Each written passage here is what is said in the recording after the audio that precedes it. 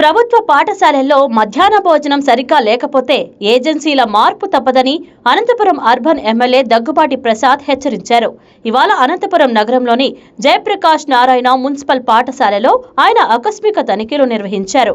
MLA వెంట RTC regional chairman పూల నాగరాజుతో పాటు ఇతర నాయకులు కూడా పాల్గొన్నారు.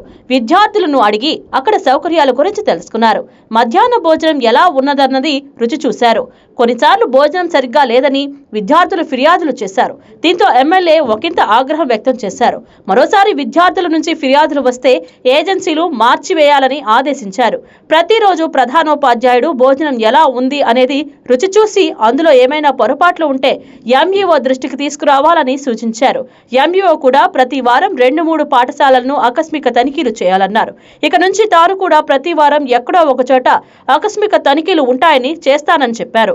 గతంలో ఎప్పుడూ లేని విధంగా విద్యాశాఖ మంత్రిగా నారా లోకేష్ వచ్చాక విప్లవాత్మకమైన మార్పులు వచ్చాయన్నారు.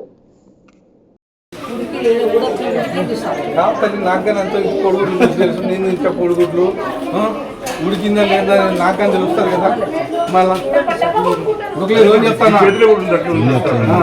అన్ని అట్లే ఉన్నాయి. అనంతపురం అర్బన్ నియోజకవర్గంలో మా ముఖ్యమంత్రి నారా చంద్రబాబు నాయుడు గారి ఆదేశాల మేరకు, అలాగే మా యువ నాయకుడు ఐటీ విద్యాశాఖ మంత్రులు నారా లోకేష్ గారి సూచనల మేరకు ఈరోజు ఆకస్మిక తనిఖీలో భాగంగా జయప్రకాష్ నారాయణ స్కూల్కి రావడం జరిగింది. ఇక్కడ వచ్చిన తర్వాత వాస్తవ పరిస్థితులు అంటే పిల్లలకి మిడ్ డే మీల్స్ అయితే ఏమి, తర్వాత టీచింగ్ అయితే ఏమి, ఇవన్నీ కూర్చొని పిల్లలతోనే కనుక్కోవడం జరిగింది. ముఖ్యంగా మా తెలుగుదేశం ప్రభుత్వం ఏర్పడిన తర్వాత, మా యువ నాయకుడు విద్యాశాఖ మంత్రి అయిన తర్వాత గతంలో దొడ్డు బియ్యం పెట్టేవాళ్ళు పిల్లలకి. కానీ మా యువ నాయకుడు నారా లోకేష్ గారి ఆలోచనల మేరకు దొడ్డు బియ్యం నుంచి చిన్న బియ్యం మార్చి ఈరోజు విద్యార్థులకి బ్రహ్మాండంగా ఉండే విధంగా చర్యలు తీసుకున్నారు. కానీ అక్కడక్కడ ఈ మిడ్ డే మీల్స్ వండే వాళ్ళు ఏజెన్సీలు సరిగా లేకపోవడం, అలాగే మా ప్రభుత్వం ఎంత మంచి చేసినా కానీ కొంతమంది లోకల్ వైఎస్ఆర్సిపి నాయకులు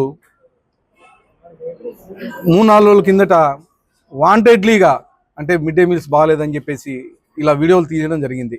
దానిలో భాగంగా ప్రతి ఎమ్మెల్యేకి అక్కడుండే ఇన్ఛార్జీలకి మా యువ నాయకుడు నారా లోకేష్ గారు ఆదేశించడం, మిడ్ డే మీల్స్ ఒకటే కాదు, అక్కడ స్కూల్లో సౌకర్యాలు, గ్రౌండ్ ఉందా, అలాగే స్కూల్ బిల్డింగ్లు కరెక్ట్గా ఉన్నాయా, స్కూల్ బిల్డింగ్లు ఏమైనా లీక్ అవుతున్నాయా, టీచింగ్ బాగుందా, అలాగే వాటర్ ఫెసిలిటీ ఉందా, బాత్రూమ్స్ ఎలా ఉన్నాయి, ఇవన్నీ ఒక క్వశ్చనీర్ తయారు చేసి అక్కడ ఉండే హెడ్ మాస్టర్తో అయితేమి, అక్కడ ఉండే ప్రిన్సిపల్ గారితో ఏమి కనుక్కోమని చెప్పేసి ప్రతి స్కూల్ని విజిట్ చేయమని చెప్పేసి మా ముఖ్యమంత్రి నారా చంద్రబాబు నాయుడు గారి ఆదేశాల మేరకు, మా యువ నాయకుడు లోకేష్ గారి ఆలోచనల మేరకు ఇక్కడ రావడం జరిగింది.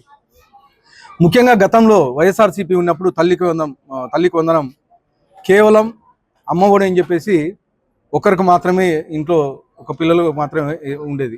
అంటే ఒక్క పిల్లోని మాత్రమే చదివే పరిస్థితి ఉండేది. కానీ మా యువ నాయకుడు నారా లోకేష్ గారు ఇంట్లో ఎంతమందికి ఉంటే అంతమందికి తల్లికి వందనం వర్తింపజేసి దాదాపు 67 లక్షల చిల్డ్రన్కి 10,000 కోట్ల రూపాయలు, ఒక్కొక్కరికి 15,000 రూపాయలు చెప్పున ఈరోజు విద్యార్థులు అకౌంట్లో జమ చేయడం జరిగింది. కానీ ఈరోజు ఆ 4-5 పేజీలు సేవ్ చేసి దాదాపు 1000 కోట్లకు పైగా ఈరోజు ప్రభుత్వ ఖజానాకి మిగిలించే పరిస్థితి.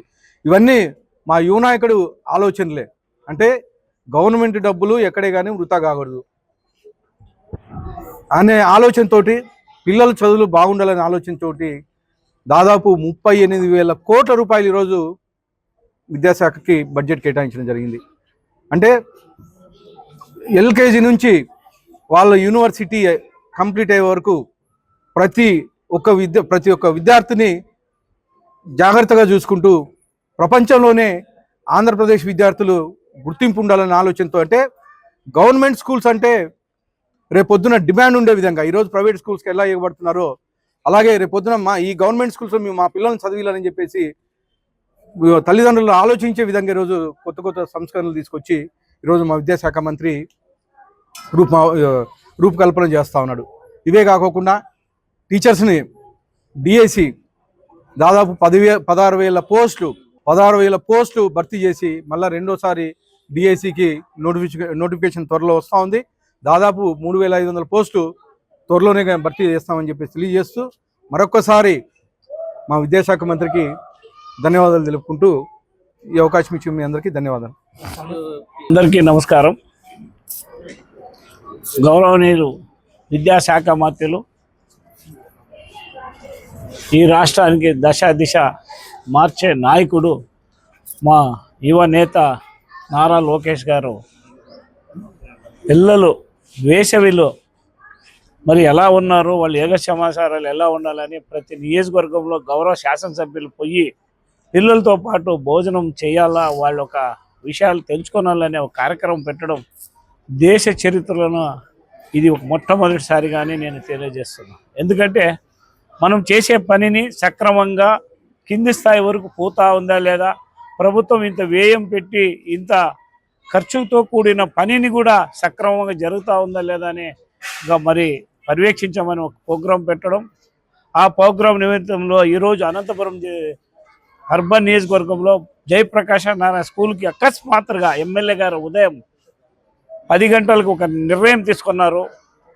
ఈ స్కూలుకు పోదాం రండి అని పిలిచిన తర్వాత ఇక్కడ వచ్చి చూసిన తర్వాత ఎమ్మెల్యే గారు ఆ పిల్లలతో వాస్తవ పరిస్థితిని ఏది జరుగుతూ ఉందో ఆ పరిస్థితి తెలుసుకొని వెంటనే ఏమి ఆదేశాలు ఇవ్వాలి అవన్నీ ఆదేశాలు ఇవ్వడం జరిగింది. చాలా చక్కటి ప్రోగ్రాం. గౌరవ శాసనసభ్యులు కూడా ఎంతో సహనంతో ఆ చిన్న పిల్లలతో తనకు రాబట్టవలసిన విషయాన్ని స్పష్టంగా రాబట్టి ఏదైతే పిల్లలు ఆశిస్తారో అవన్నీ కూడా మరి ఫలితాలు జరగాలనే ఉద్దేశం సదుద్దేశంతోనే ఈరోజు ఈ కార్యక్రమం చేయడం జరిగింది. ఏదేమైనా ఇది ఒక మంచి కార్యక్రమం.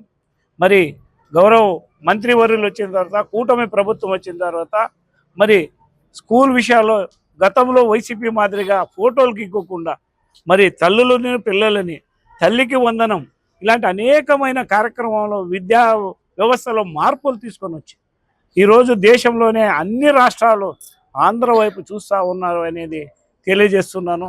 ఇలాంటి విజనరీ నాయకత్వంలో మేమందరూ కూడా సమసిద్ధులై వారు ఏ ఆదేశం ఇస్తే ఆ ఆదేశానికి మేమందరూ కూడా ముందుంటామని తెలియజేస్తూ సెలవు తీసుకుంటాం.